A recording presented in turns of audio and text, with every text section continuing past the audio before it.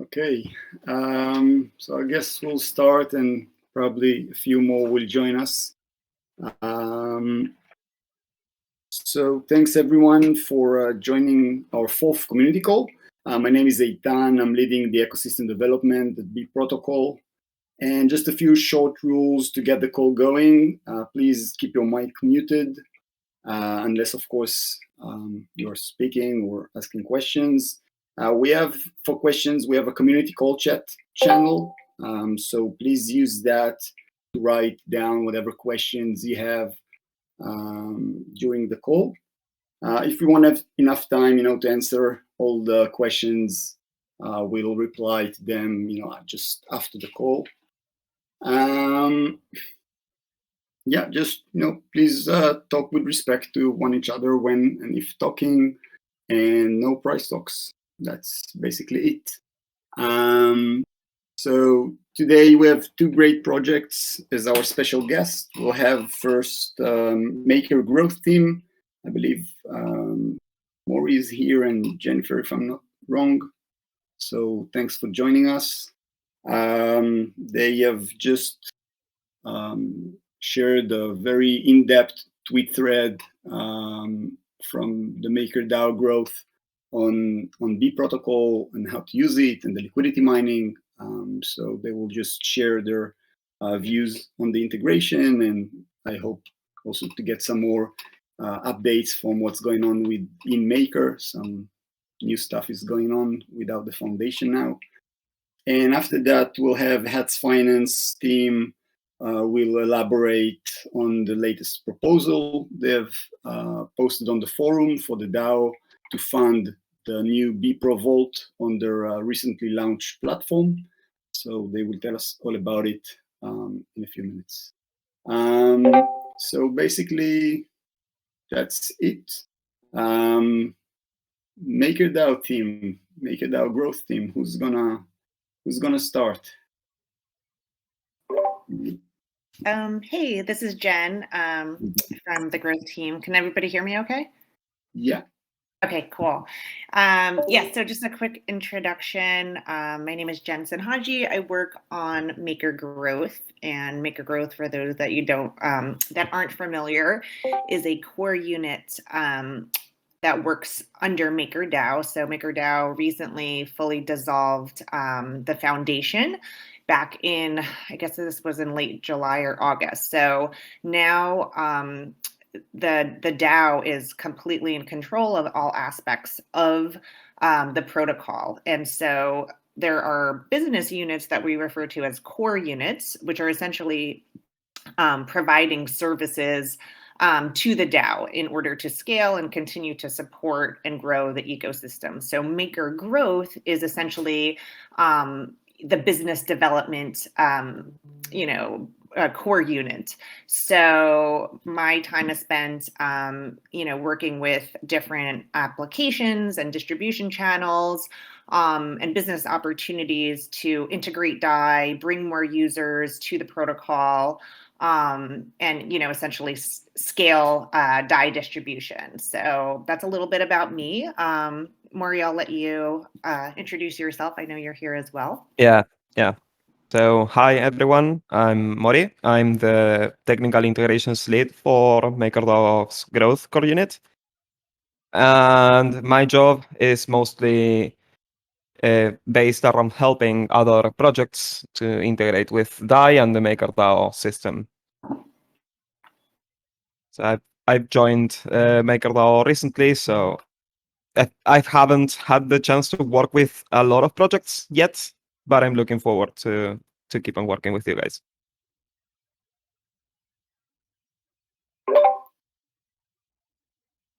Great. Jen, can you, maybe go through the thread or just give us, your perspective on, maybe how the Maker Growth team sees integrations such as B.Protocol, which aren't that, I think there aren't so many integrations like B.Protocol offering kind of a separated interface for MakerDAO users to use their to manage their CDP, their vaults. So yeah, if you can I don't know, briefly give us your point of view on that, and yeah, maybe some insights on, you know, future plans you have in the growth team. Yeah, so kind of high level and just, you know, disclaimer, I'm not a developer, so my technical kind of, you know, ability to kind of go into the details of how this integration works is somewhat limited, but kind of high level and what it's, you know, why it's exciting, you know, for growth and also, you know, more importantly, users of Maker is, you know, the tooling that B.Protocol has been providing, and making, you know, kind of giving a little bit more assurance to Vault users that liquidations are, you know, going to be taking place. There's a robust group of participants available to, you know, facilitate liquidations. So that I think is like a really important tool just in general, that, you know, there are these applications that are supporting critical functions of the Maker protocol, one of which is liquidations. Now going, you know, beyond that with your kind of new rewards program that will allow Vault users to earn you know, your tokens is really fun. And I think, you know, it just is another way for, you know, Maker to maintain and potentially attract new Vault users, because now there's this liquidity mining upside for simply doing things that you might have been doing already. And, you know, and this gives you more, you know, more of a incentive to continue to do it with Maker. So I think the positive from a growth perspective is that, you know, it's giving these nice rewards to Vault users who, you know, have been coming to the protocol for various reasons to, you know, generate DAI, and now by doing that same thing, they're actually getting this access to these tokens. So I think that's exciting. Yeah. Also, from another point of view, you can think of the B protocol as another interface to actually interact with the maker ecosystem. And something that I think is really important is having this decentralization, that there's no one interface that's the only source of truth for the protocol, and having something that kind of equates to what Oasis does in another in the same, that works in the same capacity and helps people manage their CDPs in a better and well, not in a better, but in another and fun way. I think it is really important. So yeah, also the continuous support from the B.Protocol really to actually enable these liquidations to take place actually supports the protocol in a way that actually enables other people to generate more rewards, and I think that's really interesting. It makes participating in the Maker ecosystem a more rewarding experience. Mm-hmm. Yeah, I think that's basically summarize, you know, the essence of, you know, of B.Protocol. It is the V1 integration that we have with Maker, where Maker users, you know, existing users as well as new users, can just get the exact same experience, you know, and functionalities that they get from interacting directly with Maker through Oasis. Only with B.Protocol, they get probably two main benefits. One, I think, well, the first one is actually supporting or assisting in stabilizing the MakerDAO protocol, as the liquidations are being handled by the backstop, the professional backstop that we have with V1, and by that, you know, making events like Black Thursday and other you know, sharp declines in the market basically being more safe for the whole protocol. And the other one is of course the incentives, where they share, those users are actually sharing the rewards from the liquidations that are made by the backstop, as well as, of course, currently with the liquidity mining, also getting B.Pro tokens as rewards for just using Maker through the B.Protocol interface. So I think that's kind of summarizing things. And I think looking forward, at least from our perspective, working on the V2 integration, the B.Protocol V2 integration, which was, for those who are not familiar, the MakerDAO governance have passed a vote a few weeks ago about enabling or opening a new vault type, a WBTC-B vault, probably, which will have a lower collateralization ratio, meaning users could get more DAI for their collateral. And this vault will be backstopped by B.Protocol exclusively, meaning the B.Protocol backstop will be handling liquidations on that vault. And I think this is kind of a more in-depth integration, strengthening those connections between the two protocols. So yeah, I think that's kind of course, this kind of vault wouldn't be possible with well, at least in my understanding, it wouldn't be possible with without this kind of backstop liquidations in place, since the collateralization ratio would be so low compared to other vaults. So I think that's really interesting. It enables people to actually make and get more use out of their Bitcoin. Yeah, exactly. And basically that's the main goal for B.Protocol is kind of unleashing better capital efficiency for DeFi users, and MakerDAO being one of the most veteran protocols in DeFi, and lots of users are looking at Maker as one of the pillars in DeFi in a correct way. And yeah, I think just integrating that and this composability of DeFi again is showing that lots of things are being enabled just by all these integrations. So it's definitely exciting. Jen, can you share with us a few, insights, alpha leaks on what's going on with Maker? What can users expect going forward now that the foundation is dissolving or dissolved already? Yeah, so there's a lot of kind of product iterations that have been released in the last 3 to 6 months, and some interesting ones coming up.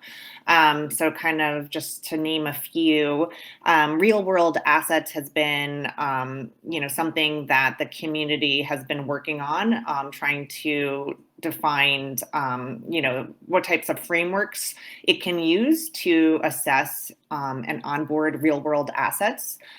So now, there are 2 frameworks in place that have allowed the community to actually onboard. I think we're up to like 3 or 4 at this point. So, scaling the collateral pool to include real world assets has always been, kind of a critical goal of the protocol, because this provides diversification of risk. So we're not just tied to crypto native assets in the event of like major market crashes that might just be specific to crypto. As there's more diversification in the Maker protocol that includes real world assets, that protects the overall portfolio. So it's still early days, but now there has been a handful of different real world assets that have been onboarded to the protocol. One, for example, is called New Silver, which is a loan originator who provides loans to commercial real estate developers. There's another one in the pipeline that is, going to be providing loans to producers of solar farms, which is pretty interesting. There's just a handful of really interesting proposals taking place. Another aspect is another kind of product tool that we're seeing a lot of growth and utility with is the PSM, the peg stability module, and this was launched shortly after Black Thursday last year in an attempt to stabilize the peg, and it's become like a really critical tool for users to be able to easily get in and out of DAI using other stable coins. So currently you can go to the PSM and swap one-to-one DAI for either USDC, and the community recently added Pax's USDP, their stablecoin that they now call Pax USDP. So that's provided a really useful way for users to close out their vaults if they need access to DAI. This is another way to do that. And then we just announced last week the upcoming release of a tool called the D3M, which is essentially going to be a special vault that will provide direct DAI generation into secondary venues. The first being Aave.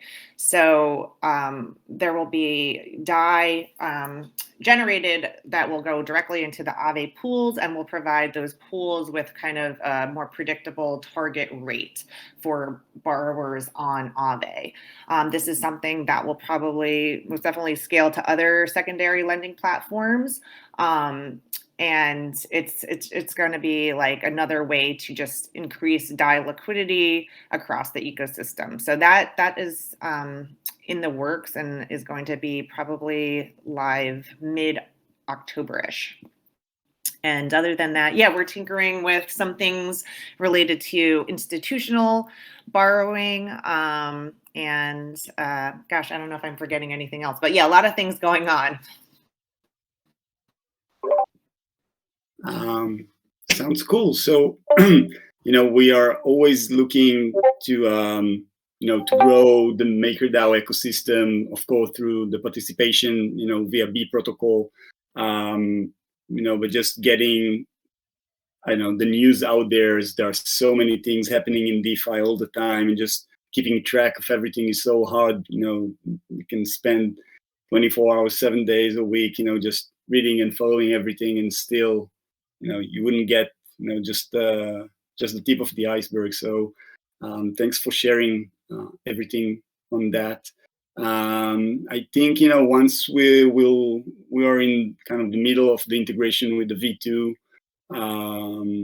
and I think once we'll get that closer to launch, we'll probably be very happy to have you guys again and see how things can be, again, shared to bring the community together, the two communities together.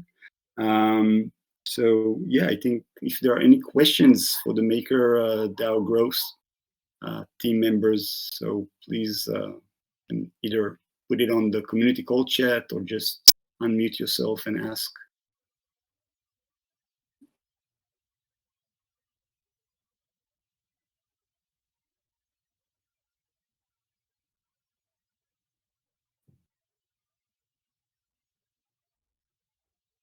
So for the layer 2 plans, I see Dabar's question in the chat. So he's asking about layer 2 plans. We are currently looking into getting more of a foothold in Arbitrum. There are plans to, we launched the official DAI stablecoin on Arbitrum via the Arbitrum bridge. I think it was last week.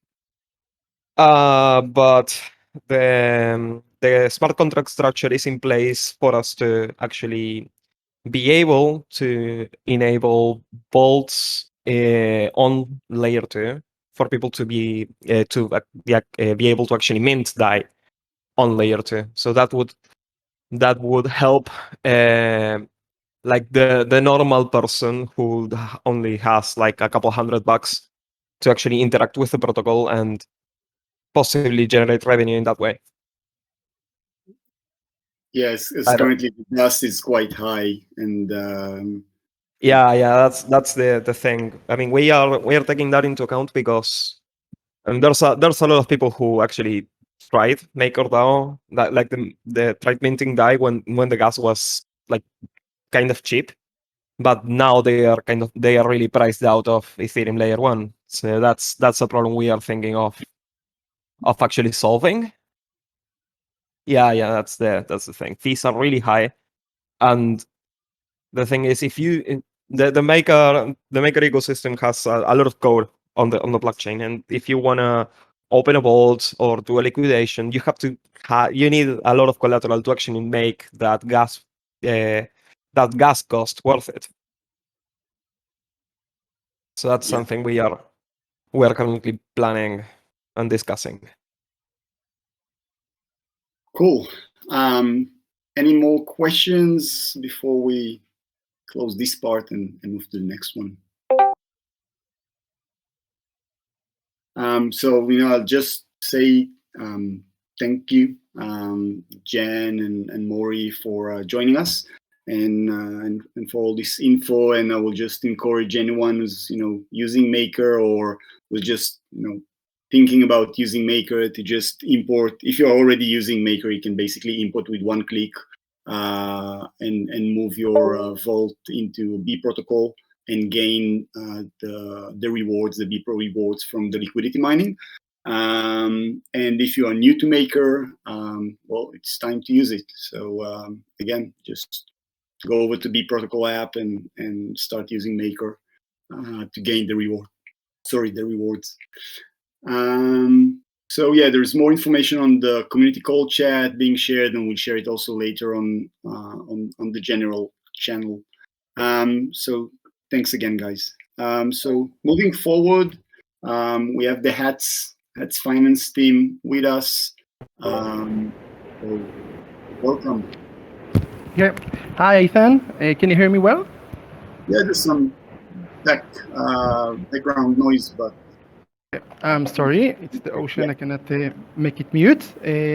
So first, thank you very much for hosting us here in your community call. My name is Ophir. I'm a member of the marketing and the BizDev team, and we really appreciate the opportunity to do it over here. Can I share my screen so I can? Yeah. If you're on, you can see on. If you just hover. Let me know if you can see my screen now.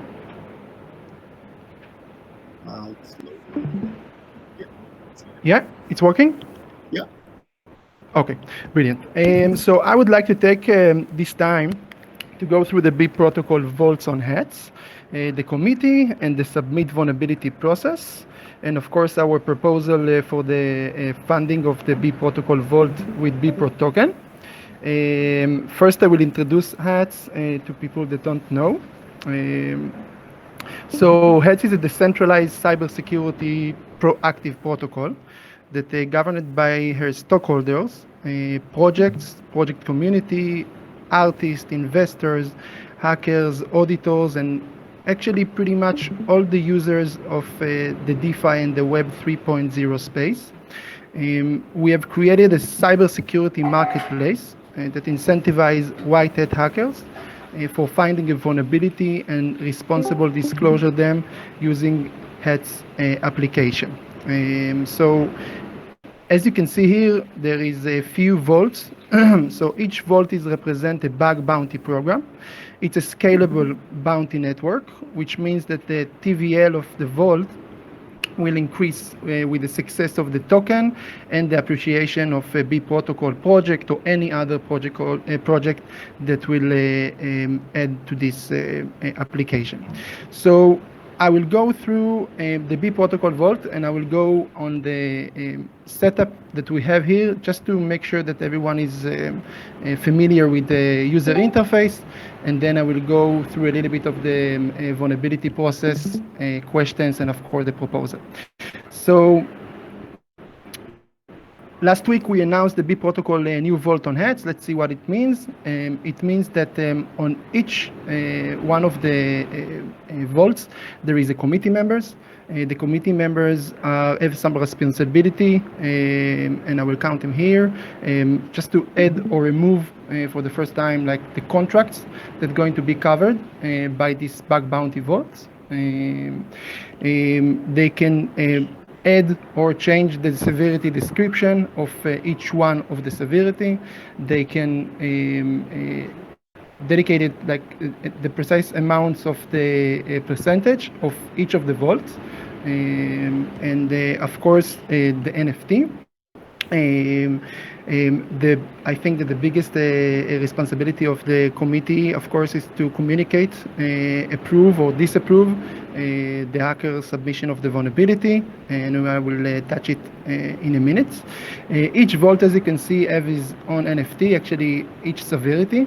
At the moment, it's determined by the governance of heads, but soon will start to work with all of the communities of each one of the vaults to make them working on the NFT, to be much more involved, to choose the artist, and of course to have something that will work in line with the project itself.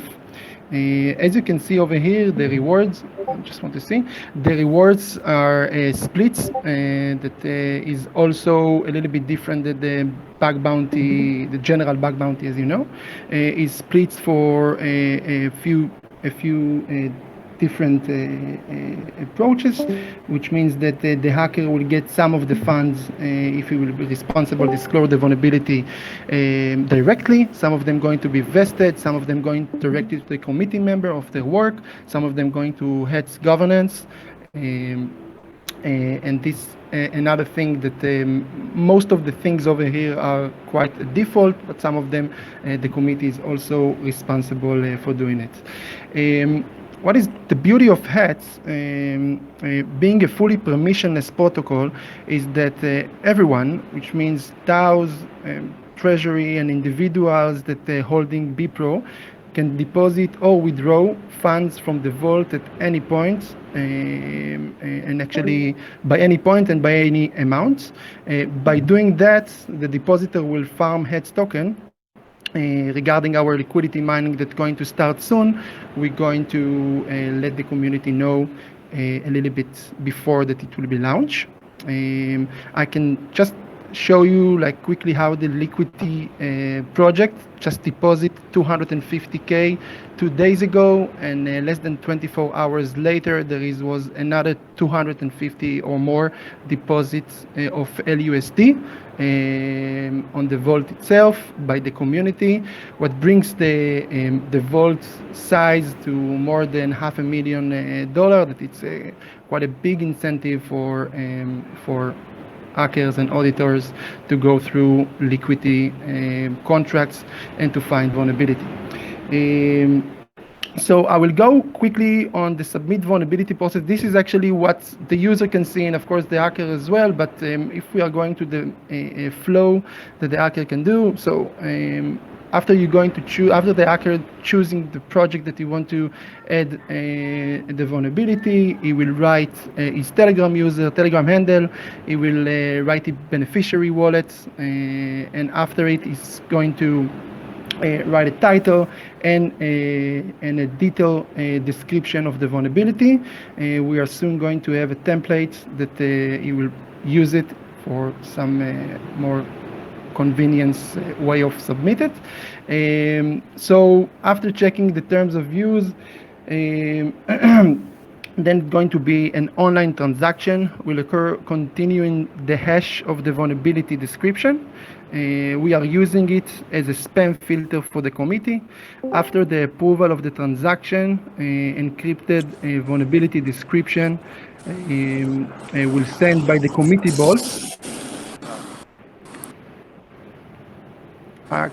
Can you hear me? I can.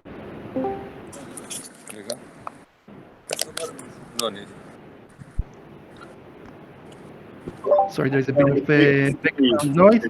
Yeah. Okay, so I'm just will repeat what I'm saying. So what will happen after you're going to submit the vulnerability? It's going to be in transaction will occur continuing the hash of the vulnerability description. As I said, we are using it as a spam filter for the committee, not going to be boomed with different vulnerability that they're going to send for them. After the approval of the transaction, it will the description of the vulnerability will be encrypted and will send by the committee bot to a private Telegram channel with the committee himself. From here, the committee will communicate directly with the hacker.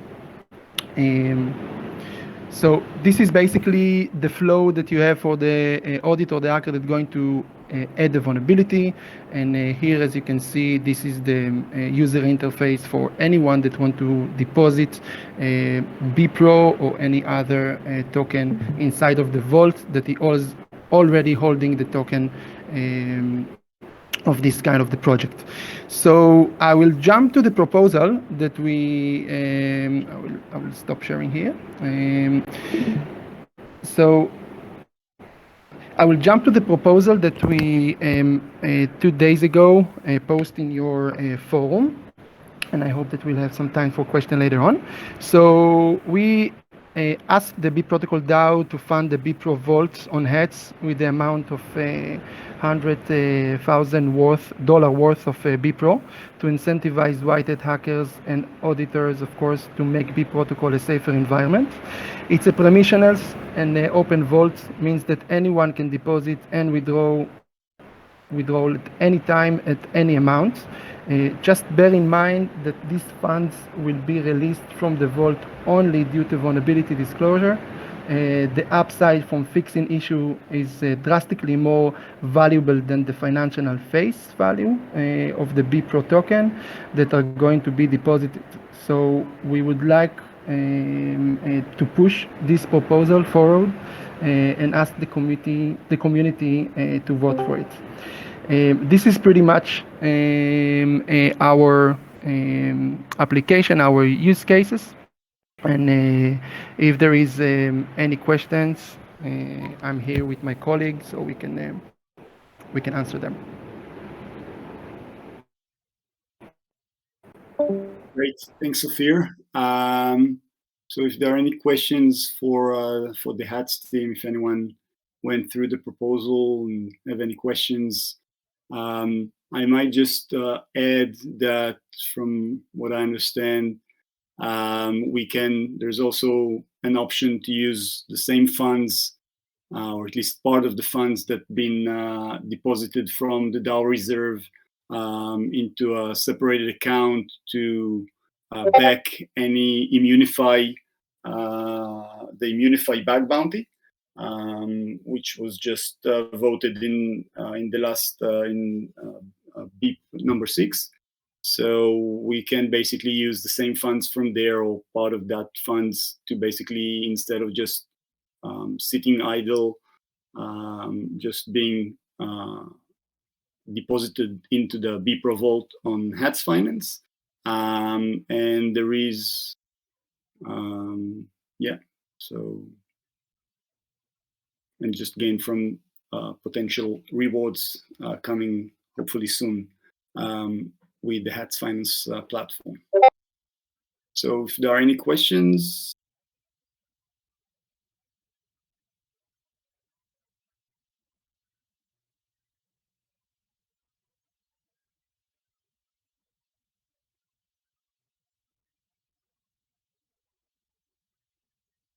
I see Deborah is writing something down.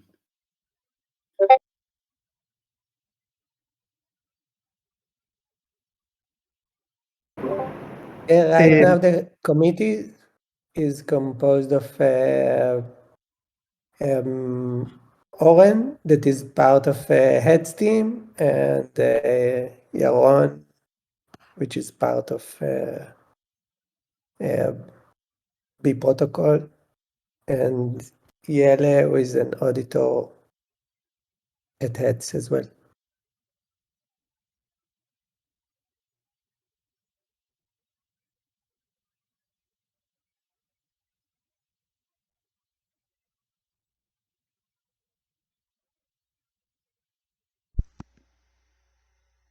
Hey guys, I just had a quick question, real fast. You said that the B.Pro is going to be locked unless there was a vulnerability disclosure. Does that mean that years down the road, it would be locked indefinitely? In other words, this amount. There's like if we went on 5 years and and we were confident in the contracts, it would be an eternal locking.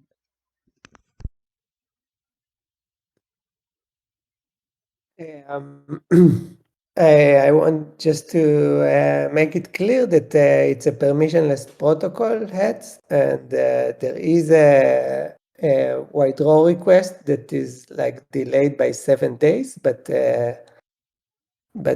whenever B.Protocol community will decide that it doesn't need to provide cover for the protocol anymore, so it can click the withdraw request and withdraw the funds. All right. Yeah, I think just to clarify, so back then Ophir said something in the flavor that it recites forever until there is a bug. I mean, there is a bug report, but what he actually meant that this is unless, of course, someone withdraw it, right? I mean, whoever deposited can also withdraw it at any time. Thanks. Yes, if it wasn't clear, so totally correct. So basically, it's a way for the DAO to get another kind of probably layer of security, if you want to look at it that way. Just like we have a bug bounty with Immunify, only this bug bounty proposed by HATS is kind of more dynamic, where BPro token holders can actually, feels very comfortable if they feel comfortable and secure with the protocol and trust the protocol, can basically deposit their BPro. I understand in the future there will be some kind of liquidity mining rewards from the HATS protocol. So it's not only for the DAO basically to use that, as you mentioned, with liquidity, there are,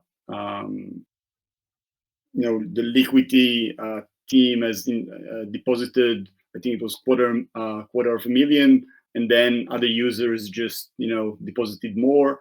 And, of course, as the vault is bigger, there are more incentives for white hat hackers to actually, try and hack the protocol and find whatever bugs, if there are any, and disclose them in a trusted way.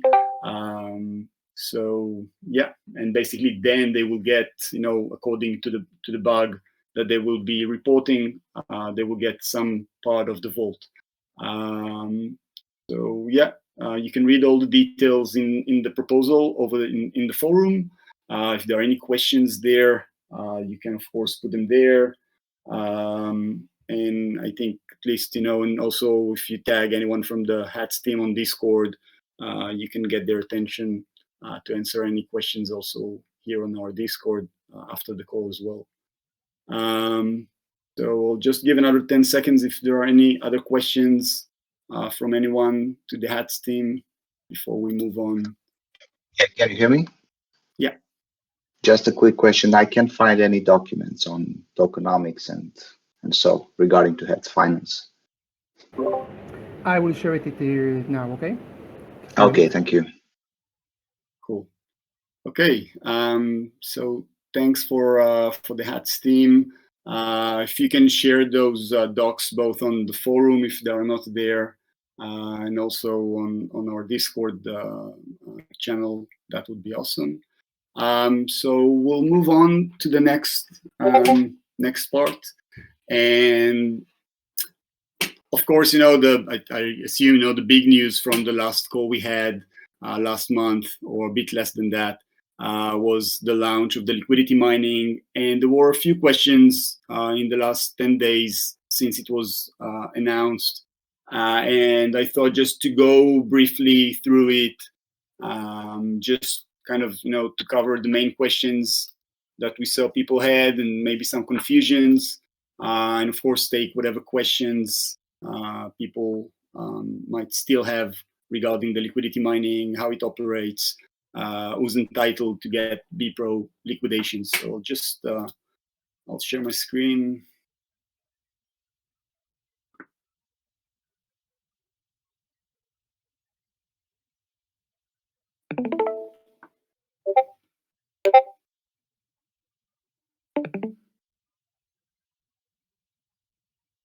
Okay. So let me know if you can see my screen. Anyone?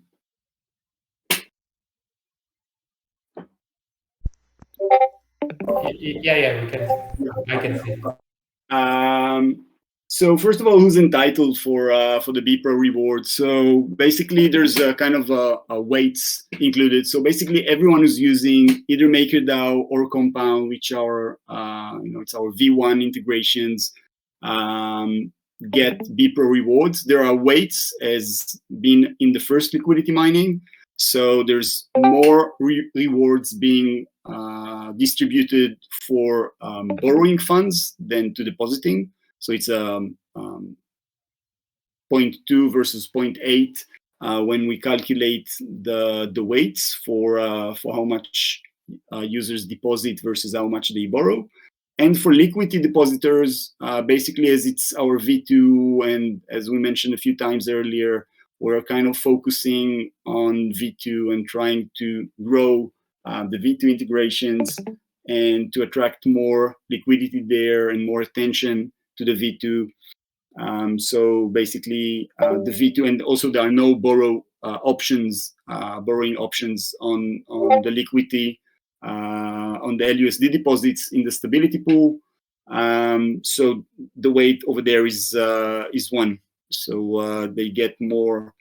Basically, both they get both for the deposited and for the borrowed, assumed borrowed funds. So basically, there's kind of an equation where if you just have your Maker and Compound deposits, if you're assuming a user is using all 3 integrations, you can use this simple equation in the bottom of my screen and just realize, how to calculate your rewards. Of course, as the total weights are changing, they are dynamic as the TVL is growing and people are either depositing or withdrawing funds or borrowing more. So the total weights are changing. There is in the documents, we put up kind of a numerical example with the existing numbers. So you can kind of get the weights, how to calculate the weights currently. And what happens is that according to those weights and to the amount that you use the protocol, a user is using the protocol by depositing and borrowing from Compound or just depositing LUSD into liquidity stability pool, all of course via the B.Protocol app, he gets a share or she gets a share of the 30,000 B.Pro BIP4 tokens. And this also, been kind of the source for both, I know we got very good feedback on using UMA, but also a few confusions. So maybe just go quickly through, how does it actually work. So the DAO posts the vote on the UMA KPI option. So the DAO deposited 90K B.Pro into an UMA's KPI option vote, which is a contract made by UMA, and minted 30K B.Pro BIP4 tokens, which are ERC20 tokens. You can claim them through the farm info page on the B.Protocol app. And those UMA option tokens, which we just had to give it some name, so we name it, after the BIP4, which was the BIP where the liquidity mining was approved. Users accumulate those B.Pro tokens, each block according to the above weights that I've just mentioned. And the thing with the UMA KPI option is that they will be redeemable at the end of the liquidity mining phase. If TVL is at 150 million or larger than that, each B.Pro BIP4 token will be redeemable for 3 B.Pro tokens. And if we're not reaching that KPI, that was the KPI that was voted upon, the 150 million TVL.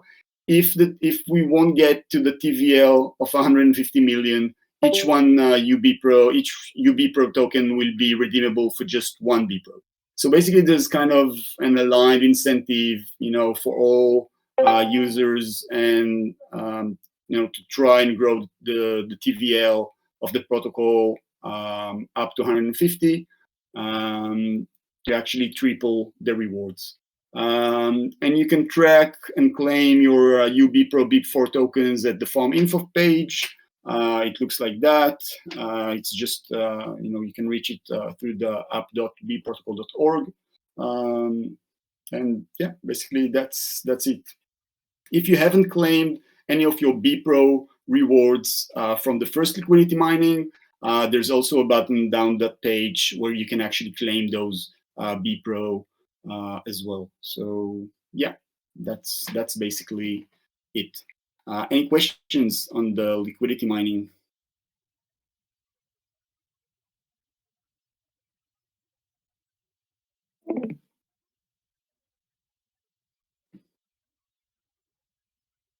Everything is clear, not clear? Any questions?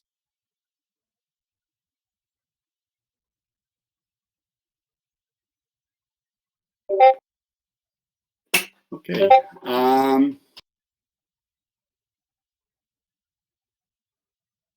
Second, I see Deborah is asking, what's the point of 20% incentives for lenders, component maker, except increasing TVL on V1? So increasing, I think we've discussed that before in a few Discord discussions. I think it was also on the forum, where TVL currently, at least in the current state of DeFi, of the DeFi ecosystem, TVL though, and I think I know where Daber is, your point of view, and it has some truth in it. B.Protocol is working more towards the borrowed side of the protocols and less for the lending, as it's our value proposition is going towards that. We still, getting a protocol with a sizable TVL, putting it somehow higher on all the leaderboards of the different protocols and so on, gives you a different position, I believe, in the DeFi ecosystem. So getting more and more, getting at least 250 TVL, which is not huge. We've been up to 270 at the peak TVL of B.Protocol. We see it as something quite important. I think there were others, both on Discord and the forum, the community, who vouch for that. I think at later stages might be true, and still true even now.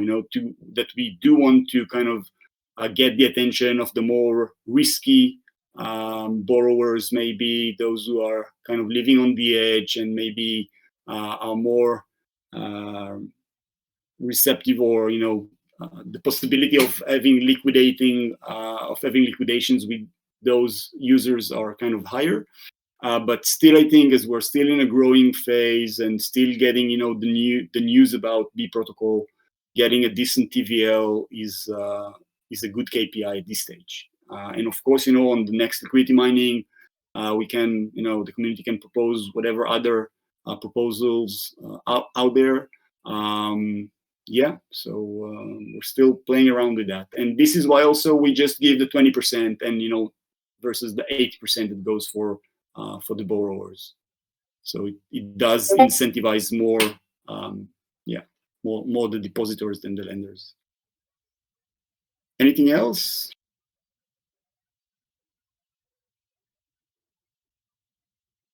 Okay, so besides the liquidity mining, there was a lot of the growth squad, which was also voted in the last kind of epoch voting cycle, and got 25K BPro to be basically used for growing the protocol. And there were kind of lots of discussions around that on Discord, and we're trying to formalize that and put up some kind of there is kind of an initial plan on the forum already, and we try to make it a bit more I know, kind of actionable with action items and things like that. And I hope in the coming days also the squad, the growth squad members will introduce themselves maybe a bit more over on the forum and on Discord. And there were a few others who have suggested, great ideas and proposals on how to do stuff. And basically what we want to do is kind of experiment. DeFi is growing rapidly. There are so many channels and options to do things. So yeah, any idea is, very valuable. So, don't hesitate and just, jump in, get whatever initiative that you have in mind and try to push it forward. Kind of going for the fail fast or hopefully succeed fast kind of attitude, and experimenting a lot of stuff, from YouTubers to podcasts to covering articles on B.Protocol. There were a lot of ideas around those issues. So if there are any suggestions or questions and things like that, we can probably, not a lot of time to discuss it here. We hopefully from next week, we're going to announce it soon. We're going to have kind of a growth calls, independently from the community call. Whoever is, more minded to the growth side can, of course, join in. It will be an open discussion. So basically, anything, if there's anyone who wants to share anything about that, please do.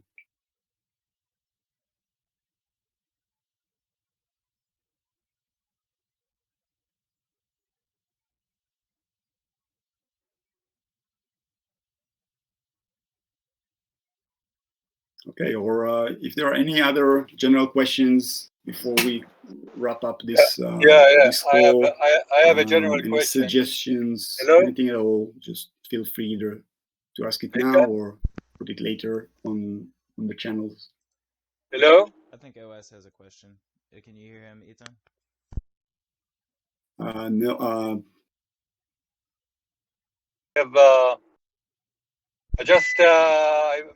May I ask to elaborate more a little bit about your decision process mechanism? Maybe if you can write it down, because the connection is not very well.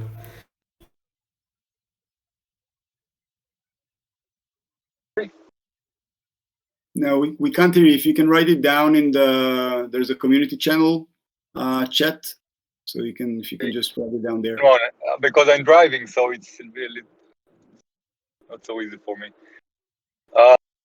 Okay, I will try. I can hear you, OS, if you want me to relay the message to them. Okay, just ask to elaborate a little bit more about the decision process mechanism on B.Protocol. Is there a quorum needs to be achieved in order to take decisions, or what will be the next step for HATS Finance to ask for funding from funding the B.Protocol Vault?